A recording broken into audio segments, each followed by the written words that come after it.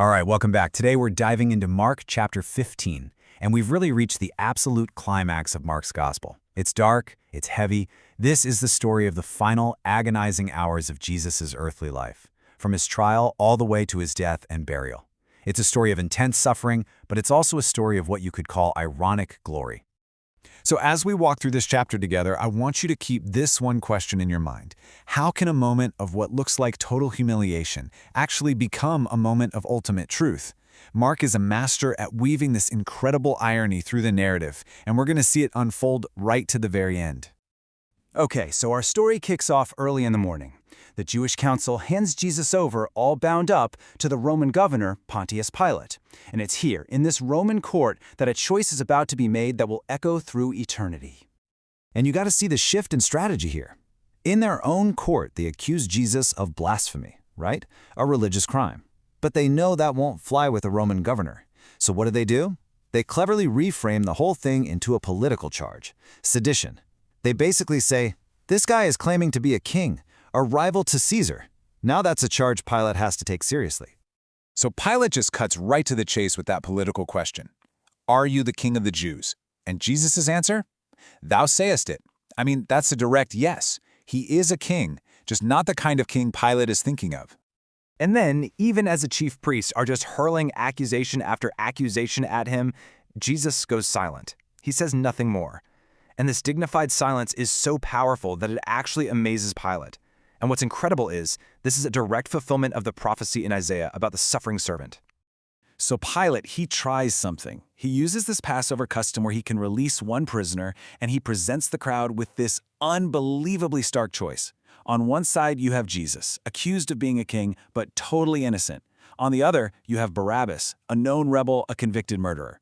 The irony here is just staggering, right? They can free the true, peaceful king, or they can free the man who is guilty of the very sedition they are falsely accusing Jesus of. Pilate tries one last time. You get the sense he knows Jesus is innocent, and he's almost pleading with the crowd to see reason. He even throws their own accusation back at them, calling Jesus him whom ye call the King of the Jews. But the crowd, they've been worked up by the chief priests, and they have only one answer, this chilling, unified shout: crucify him! And in the end, Pilate just caves. He wants to keep the people happy, so he chooses what's easy for him politically over what's right. He lets the murderer Barabbas go free and hands over the innocent Jesus to be scourged and then crucified.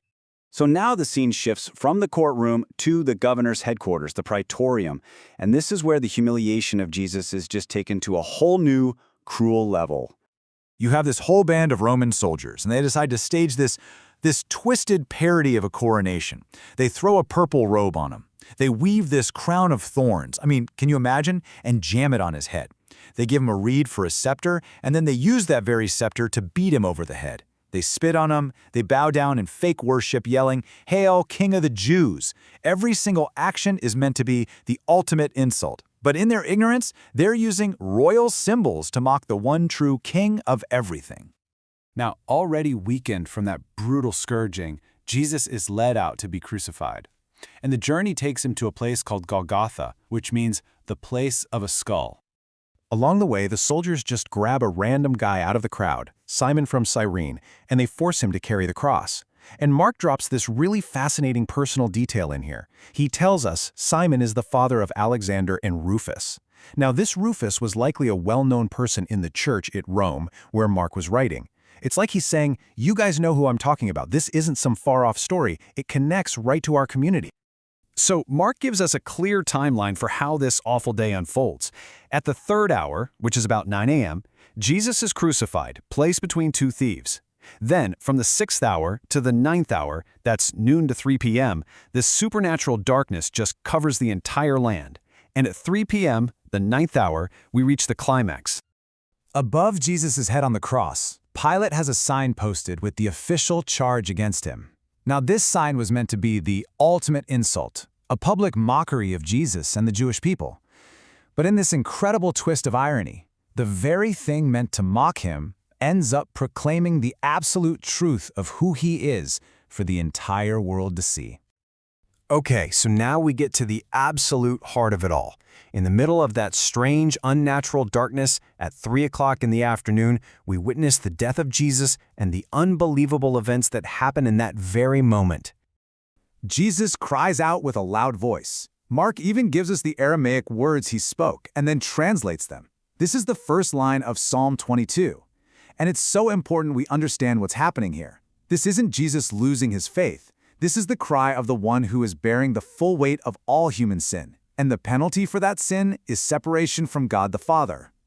And in the exact moment that Jesus breathes his last, something incredible, something divine happens. That massive, thick curtain in the temple, the one that separated the holiest place, God's symbolic presence, from the people, is ripped in two. And Mark makes it clear it was torn from top to bottom. This wasn't something a person could do. This was an act of God, showing that the barrier of sin was finally broken. The way into God's very presence was now open to everyone.